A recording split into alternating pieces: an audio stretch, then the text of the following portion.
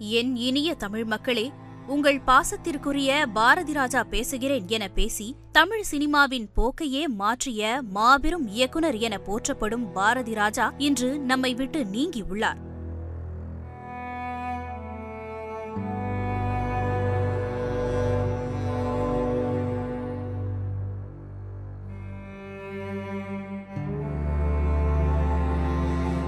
கிராமத்து வாழ்க்கையையும் மண்ணின் மணத்தையும் இயல்பாக திரையில் பதிவு செய்து தமிழ் சினிமாவின் போக்கையே மாற்றியவர்தான் பாரதிராஜா. பல முன்னணி நடிகர் நடிகைகளை அறிமுகப்படுத்தி எண்ணற்ற வெற்றி படங்களை கொடுத்த அவரது மறைவு தமிழ் திரையுலகிற்கு ஈடு செய்ய முடியாத இழப்பாக பார்க்கப்படுகிறது.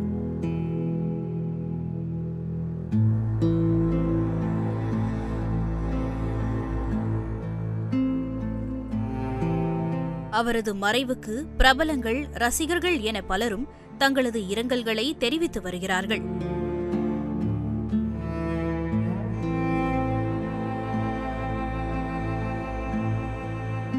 கடந்த ஆண்டு அவரது மகன் மனோஜ் பாரதிராஜாவின் மறைவில் இருந்தே மீண்டு வராத பாரதிராஜா கடைசி வரை சோகத்திலேயே இருந்தார்.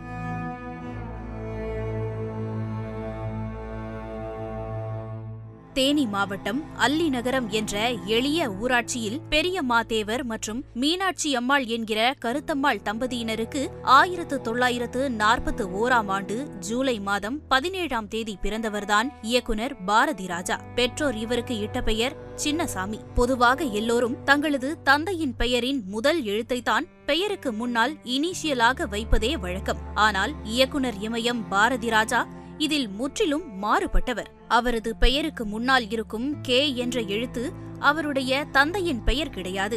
பாரதிராஜா தனது தாய் கருத்தம்மாள் மீது அளவு கடந்த பாசம் வைத்திருந்தார். அந்த பாசத்தின் வெளிப்பாடாக தனது பெயருக்கு முன்னால் தந்தையின் பெயருக்கு பதிலாக தாயின் பெயரையே இனிஷியலாக கே பாரதிராஜா என்று பயன்படுத்தினார். தனது அம்மாவின் மீதான பாசத்தை தன் பெயரிலேயே சுமந்து திரிந்தவர் பாரதிராஜா. சினிமா மீது கொண்ட தீரா காதலால் சென்னைக்கு வந்த இவர் பல முன்னணி இயக்குநர்களிடம் உதவி இயக்குநராக பணிபுரிந்து சினிமாவின் நுணுக்கங்களை கற்றுக்கொண்டார். அந்த ஆரம்பகால போராட்டங்களும் வறுமையும் அனுபவங்களுமே பிற்காலத்தில் தமிழ் சினிமாவை உலுக்கி எடுத்த ஆகச் சிறந்த படைப்புகளை உருவாக்குவதற்கு அடித்தளமாக அமைந்தன. 1977ஆம் ஆண்டு வெளியான 16 வயதினிலே திரைப்படத்தின் மூலம் இயக்குநராக அறிமுகமான பாரதிராஜா அதுவரை ஸ்டுடியோ செட்டிங்குகளுக்குள் முடங்கி கிடந்த தமிழ் சினிமாவை திறந்தவெளிக்கு, குறிப்பாக கிராமத்து மண் வாசனைக்கு கூட்டி சென்றார். முதல் படத்திலேயே சிறந்த இயக்குனருக்கான தமிழ்நாடு அரசு விருதை வென்றார். தெலுங்கில் இயக்கிய சீதகொக்க சிலக்கா படத்திற்காக முதல் தேசிய விருதையும் நந்தி விருதையும் வென்றார். தமிழ் சினிமாவின் போக்கையே மாற்றியமைத்த பெருமை இவருக்கு உண்டு.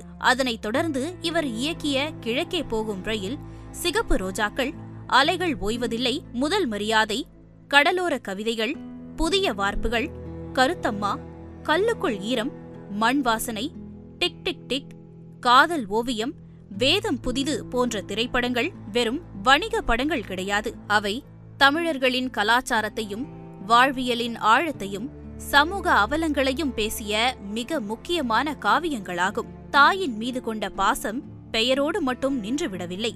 பின்னாட்களில் தான் ஒரு பெரிய இயக்குநராக உருவெடுத்த பிறகு தன் தாயின் பெயரிலேயே கருத்தம்மா என்ற திரைப்படத்தையும் இயக்கினார். பெண் சிசு கொலைக்கு எதிராக பேசிய இத்திரைப்படம் மிகப்பெரிய வெற்றியை பெற்றது மட்டுமின்றி தேசிய விருதையும் வென்று சாதனை படைத்தது குறிப்பிடத்தக்கது. இந்த படம் கடந்த 1994ஆம் ஆண்டு வெளியாகி பெரும் வெற்றியை பெற்றது.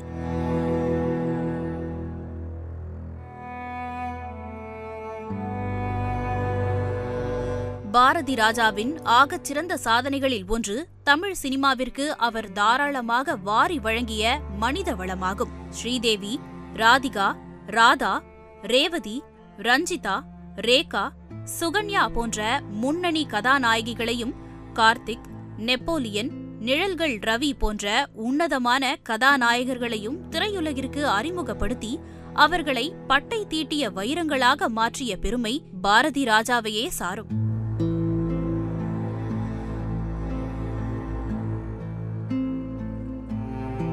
சினிமாவோடு நின்று விடாமல் தெக்கித்தி பொண்ணு, அப்பனும் ஆத்தாளும் உள்ளிட்ட தொலைக்காட்சி தொடர்களையும் பாரதி ராஜா இயக்கியுள்ளார். சினிமா முதல் தொலைக்காட்சி தொடர்கள் வரை இயக்குநராக புகழின் உச்சியை அடைந்த இவர் நடிகராகவும் தன் முத்திரையை பதித்தார். இதயம், ரெட்டை சுழி, குரங்கு பொம்மை, திருச்சிற்றம்பலம், மகாராஜா போன்ற திரைப்படங்களில் இவரது யதார்த்தமான உணவு பூர்வமான நடிப்பு ஒட்டுமொத்த ரசிகர்களின் இதயங்களையும் உருக செய்தது.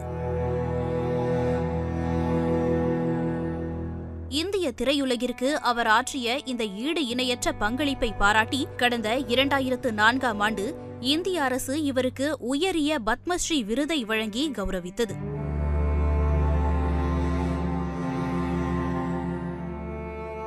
இயக்குனர் இமயம் பாரதி ராஜா தனது 50 ஆண்டுகால கலை பயணத்தில் எண்ணற்ற சாதனைகளையும் விருதுகளையும் குவித்துள்ளார். பத்மஸ்ரீ விருது, 6 தேசிய விருதுகள், 4 பிலிம்பேர் விருதுகள், 6 தமிழ்நாடு அரசு விருதுகள், 1 நந்தி விருது உள்ளிட்ட விருதுகளை வென்றுள்ளார். 2005ஆம் ஆண்டு சத்யபாமா பல்கலைக்கழகம் இவருக்கு கௌரவ டாக்டர் பட்டம் வழங்கியது.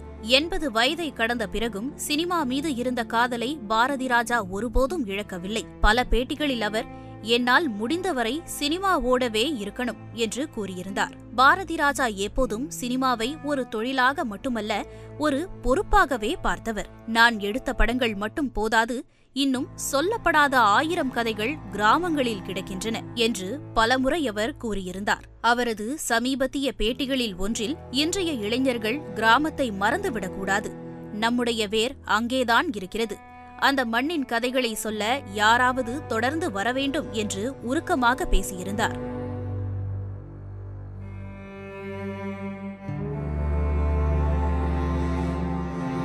தமிழ் சினிமாவின் மண் வாசனையை உலகம் முழுவதும் கொண்டு சென்ற இயக்குனர் பாரதி ராஜாவின் மறைவு செய்தி ரசிகர்களையும் திரையுலகினரையும் அதிர்ச்சியில் ஆழ்த்தியுள்ளது. கிராமத்து வாழ்க்கை, காதல், மனித உறவுகள், சமூக உண்மைகள் என பல பரிமாணங்களை திரையில் உயிர்ப்பித்த அந்த மாபெரும் படைப்பாளி இன்று நம்மிடையே இல்லாவிட்டாலும் அவர் விட்டு சென்ற படைப்புகள் என்றும் பேசிக்கொண்டே இருக்கும்.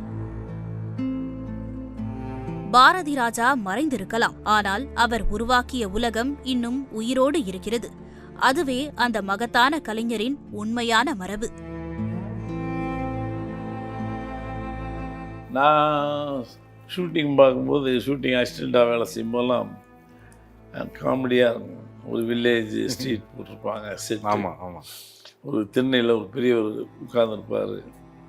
நல்ல புது துண்டை எடுத்து நம்பியார் தலையில் சுற்றி அப்படி பண்ணையார்னு வருவார். இந்த பக்கம் வந்து மரம் எல்லாம் வரைஞ்சிருக்கும். பேக்ட்ராப்ஸ் ட்ராயிங். ஒரு ஸ்மெல் இருக்கும், பெயிண்ட் ஸ்மெல்லு. மண் வாசனை இல்லாமல் மண் வாசனை பண்ண எடுக்கிறாங்களே, ஒரு சின்ன தாகம். ஸோ ஐ ஃபெல்ட், என்னால் ஸ்டுடியோக்குள்ளே ஒரு கதை ஒய் நாட் வி டூ இந்த கிராமத்தை அழகாக அப்படியே காட்டக்கூடாது.